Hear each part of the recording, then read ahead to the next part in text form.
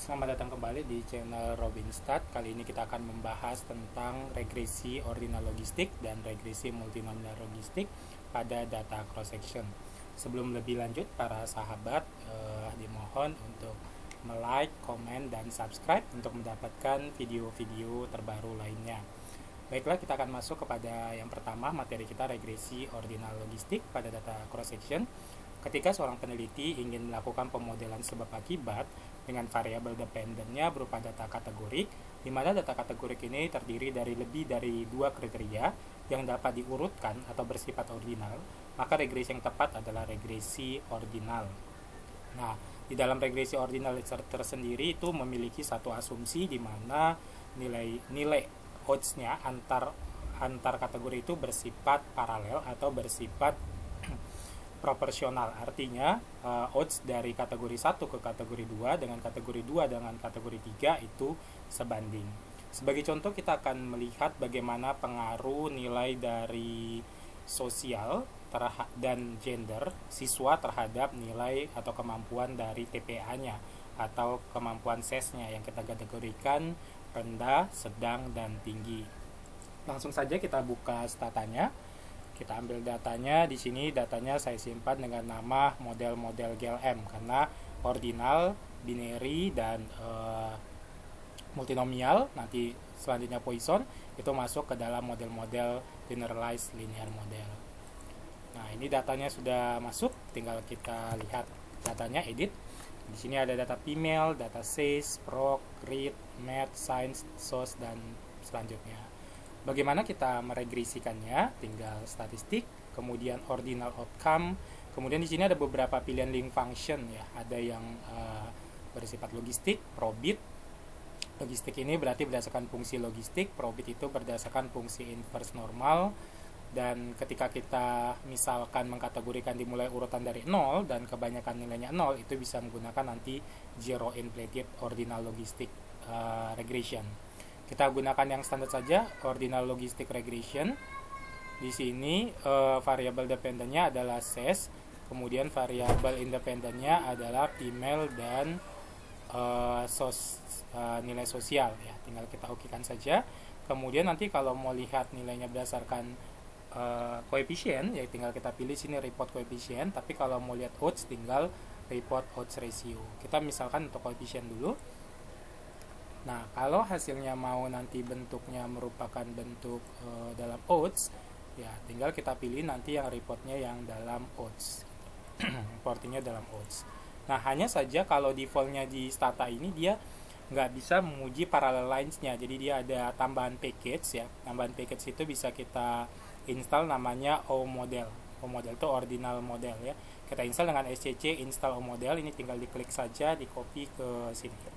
Nah, nanti di enter, nanti akan terinstall.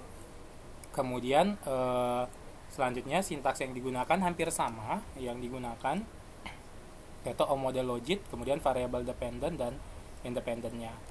Nah, hasilnya sama saja, hanya saja di sini ada tambahan pengujian dari ini paralel. Ini ya koefisiennya minus 0,58 sama, dan ini 0,06. Nah, berarti di sini untuk uji parallel lines-nya dia H0-nya dia paralel, H1 tidak paralel karena di sini lebih besar dari 0,05 probabilitasnya, maka kita katakan bahwa ajas paralelnya terpenuhi.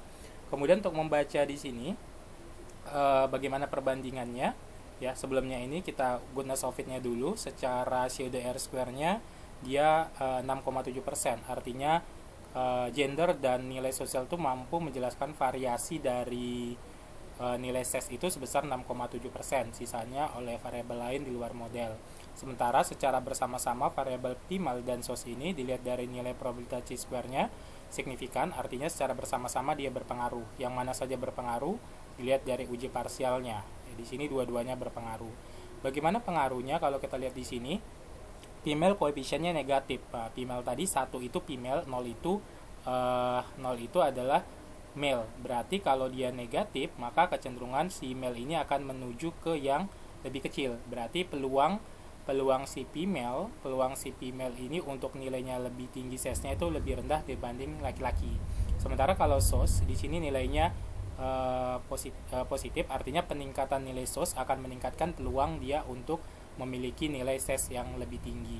Ya, seperti itu. Kalau lihat berapa kalinya, di sini dari nilai odds-nya, kita bisa lihat nilai dari odds-nya. Ya, atau kalau kayak female tadi, kalau kita baca nilai odds-nya, berarti si perempuan ini 0,5 kali lebih rendah ketimbang si laki-laki untuk dapatkan nilai SES yang lebih tinggi.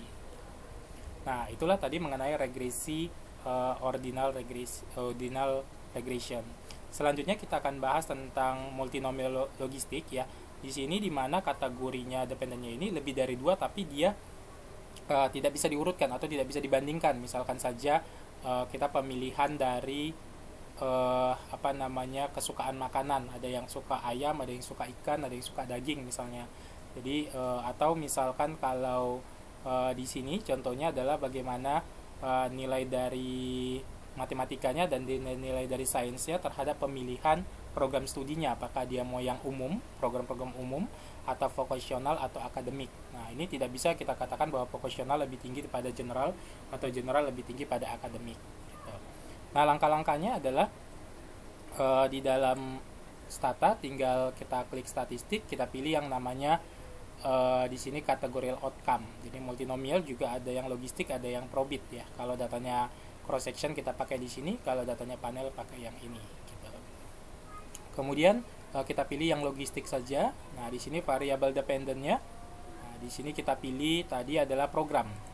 Nah, kemudian di sini independentnya adalah nilai matematikanya dan nilai sainsnya.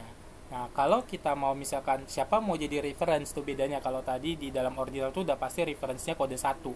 Nah, yang lain dibandingkan dengan kode sebelumnya. Kalau ini kita bisa memilih karena dia sebanding apakah base outcome-nya itu adalah kode 1, kode 2 atau kode 3 gitu. Atau secara acak oleh si software. Begitu juga dengan reportingnya kita mau pakai default coefficient atau mau pakai odds-nya. Gitu. Ya, misalkan kita kode 1 sebagai reference, tinggal kita oke-kan saja. Nah, kode 1 tadi adalah general sebagai base outcome-nya ya. Nah, di sini yang bisa kita baca adalah secara keseluruhan si variabel matematika dan sains ini mampu menjelaskan pemilihan program itu sebesar 14,22%. Nah, variabel ini signifikan minimal 1 atau secara bersama-sama signifikan itu dia dilihat dari probabilitas t-square atau uji simultannya signifikan. Berarti ada yang signifikan. Nah, kalau kita lihat, berarti kita bandingkan terhadap general. Misalkan untuk akademik dan general, berarti kode 0-nya general, akademiknya 1. Nah, untuk nilai matematika, dilihat di sini koefisiennya berbentuknya positif. Berarti semakin tinggi nilai matematikanya, dia akan cenderung memilih akademik. Gitu. Jadi kalau berapa kalinya, berarti tinggal kita pilih yang kita gunakan adalah nilai odds-nya ya. Yang kita gunakan adalah nilai odds-nya di sini. Nah, berarti 1,1 kali dia akan lebih memilih akademik ketimbang general. Kalau sains ya karena dia negatif berarti semakin tinggi nilai sainsnya dia akan cenderung memilih general ke kode 0-nya. Ya, berarti peluang si akademik itu 0,94 kali ketimbang si general. Nah, kalau kita bandingkan antara vokasional dengan general ternyata tidak ada yang signifikan. Artinya berapapun nilai matematika atau peningkatan nilai matematika atau peningkatan nilai sainsnya tidak akan mampu membedakan peluangnya mana dia akan memilih general atau vokasional. Nah, itu perbedaannya tadi dengan ordinal. Kalau ordinal tadi cuma 1 sebagai base, selebihnya tinggal dibandingkan terhadap base-nya. Kalau ini kita punya 4, berarti kita pembandingannya 1 dengan 4, 2 dengan 4, 1 dengan 4, 2, 1 dengan 4, 2 dengan 1, 3 dengan 1. Jadi semuanya dipisahkan kalau base-nya adalah 1. Bisa juga base-nya 4, bisa juga base-nya 3. Jadi tergantung yang kita inginkan gitu ya. Jadi untuk video kali ini saya cukupkan, sampai ketemu untuk video berikutnya. Terima kasih.